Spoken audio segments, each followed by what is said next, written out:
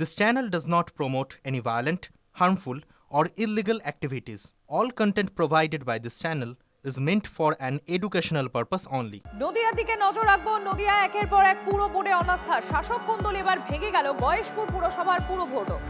বদলে প্রশাসক দিয়ে কাজ চালানোর সিদ্ধান্ত নিল পুর নিগম। পুর প্রশাসক হিসেবে আপাতত দায়িত্বে ডেপুটি ম্যাজিস্ট্রেট। চেয়ারম্যানের বিরুদ্ধে দুর্নীতির অভিযোগ তুলে অনাস্থানের 18 জনের মধ্যে 11 জন কাউন্সিলরই। চেয়ারম্যান ঘনিষ্ঠ কাউন্সিলরের টাকা নেওয়ার ভিডিও ভাইরাল হয়েছে সোশ্যাল মিডিয়ায়। সেই ভিডিও ভাইরাল হওয়া ভিডিও তুলে ধরছি আপনাদের সামনে আমরা।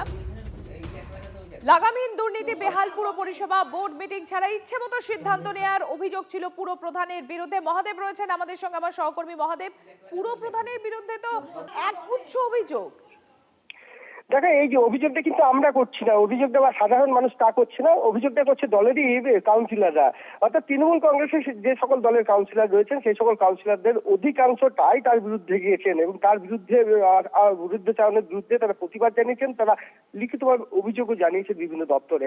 দীর্ঘদিন আন্দোলনও তারা করছেন, কারণ তাদের দাবি যে পৌরপ্রধান তিনি তার নিজের পছন্দের মতো কাজ করছেন এবং কারোর সাথে আলোচনা না করেই তিনি কাজ করছেন।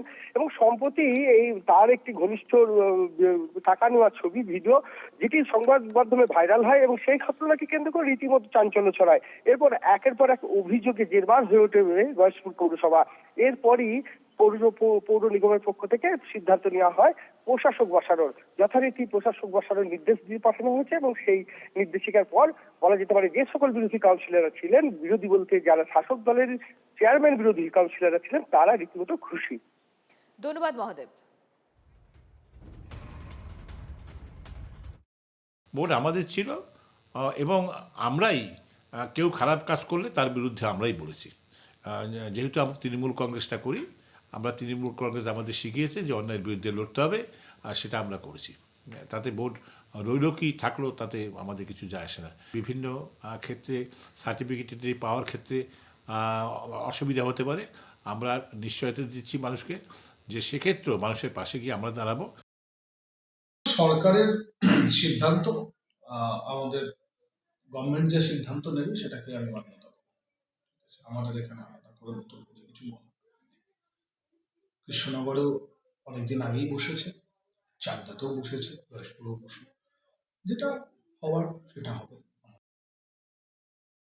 পুরো যে প্রধান বাপি চ্যাটার্জি যে দুর্নীতিগুলো করেছেন কোটি কোটি টাকার, তার বিরুদ্ধে কি অ্যাকশান নিচ্ছে পুরো প্রশাসক সেটা আমরা দেখব। আর যদি অ্যাকশান না নেয়, যে এত কোটি কোটি টাকার দুর্নীতি, সে যত প্রশাসক কেন, প্রধানমন্ত্রীকে হলে মুখ্যমন্ত্রী বসিয়ে এখানে কোনো কাজ হবে না। আমরা ওই দুর্নীতির জড় খুঁজব। সেই দুর্নীতি কোটি কোটি টাকার প্রশাসক বসিয়ে ওসব ধামাচাপা দেওয়া চলবে না। কিন্তু এটাও ঠিক, প্রশাসক বসালে মানুষের হয়রানি, মানুষের আরও হয়রানি বাড়লো, যেটা পুরসভা যে তাদের যে পরিষেবা সেটা ব্যাহত হলো বলে আমরা মনে করছি।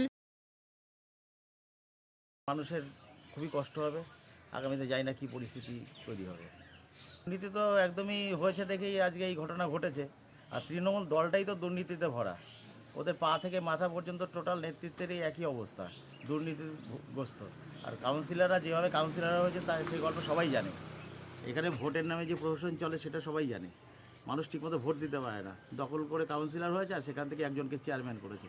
তারা কেমন চেয়ারম্যান হবে, তারা কীভাবে প্রশাসন চালাবে, সেটা একটা প্রশ্নবোধক চিহ্ন তখনই থেকে গেছিলো। এসআইআরের হিয়ারিংয়ের জন্য একটা রেসিডেন্সিয়াল সার্টিফিকেট লাগবে।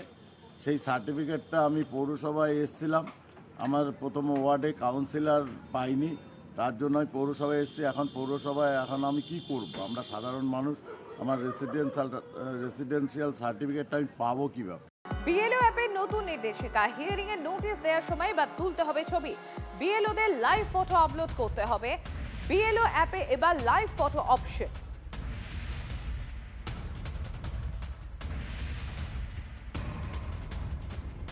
এবারে যেটা বলতে চাইছে নির্বাচন কমিশন বা নির্বাচন কমিশন ব্যবস্থা করেছে সেটা হচ্ছে যে বিএলও অ্যাপের মধ্যেই স্ক্যানারের মতো মানে ফটো তোলার, লাইভ ফটো তোলার একটা ব্যবস্থা করেছে প্রভিশন।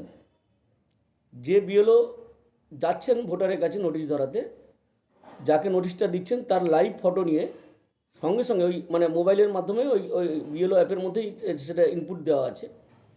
সেই মোবাইলের লাইভ যে ফটো তোলার যে প্রভিশন, সেই ফটো তুলে সঙ্গে সঙ্গে সেটা বিএলও অ্যাপে আপলোড করে দেবেন যে এই ভোটার বা এই ইলেক্টরকে আমরা নোটিশটা দিলাম। একাধিক কাজের জন্য হাওড়া তারকেশ্বর ডিভিশনে ট্রেন বাতিল। তারকেশ্বর শাখায় 3 দিনে 18টা আপ ডাউন ট্রেন বাতিল। তারকেশ্বর শাখায় তারকেশ্বর স্টেশনে ফুট ব্রিজ তৈরির কাজ চলবে। আরামবাগ ও মায়াপুর স্টেশনের মধ্যে লাইনে কাজ চলবে। কাজের জন্য 3 দিন ট্রাফিক ও পাওয়ার ব্লক থাকবে। শনিবার রাতে অর্থাৎ আজ রাতে 3টি আপ লোকাল ট্রেন বাতিল। রবিবার আগামীকাল 12টি ও সোমবার 3টি লোকাল ট্রেন বাতিল।